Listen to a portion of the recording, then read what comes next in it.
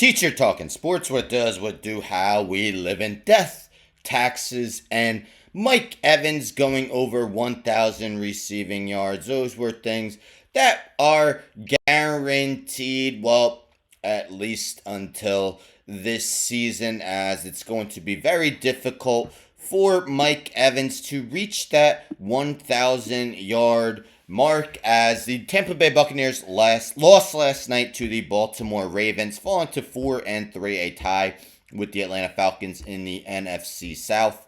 But Mike Evans is now expected to miss at least 3 games. This is via Shireen Williams of PFT report. Mike Evans expected to miss at least 3 games.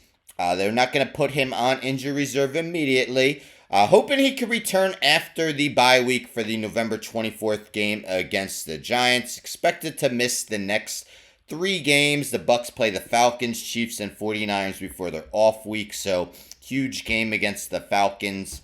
As I mentioned, both teams are tied with a 4-3 record. Chiefs, of course, still undefeated. 49ers under 500, but still a major threat. Last year's NFC Championship. Made the Super Bowl last year. So Evans aggravated his hamstring injury on a drop pass in the end zone in the first half Monday night. Yes, he dropped the pass, then went down, and clearly was grabbing his hamstring. On a day, he also had his 100th career touchdown reception. So, yes, Evans through 7 games, 335 yards. So if he were to miss the next 3 games, that would give him 7 games left to accumulate.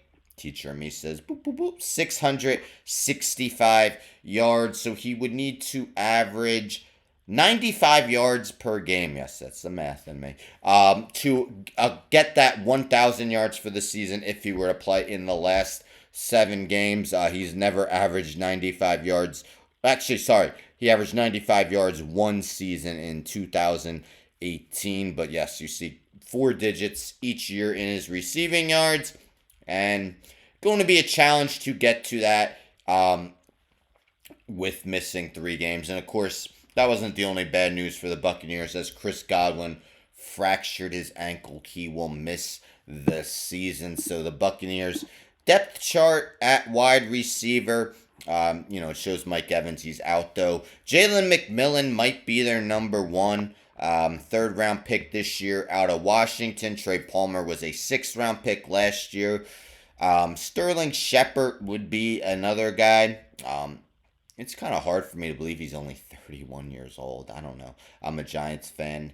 It just seems like he's been around forever. He really hasn't. But so yes, Baker Mayfield's wide receiver corps definitely have diminished with the loss of both Evans and Godwin.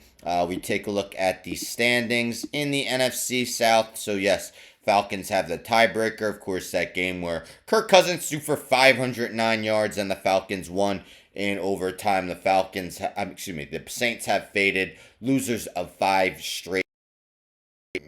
Might be the worst team in the NFL. So really a 2-team race. Buccaneers have won the division, I believe, 4 straight years.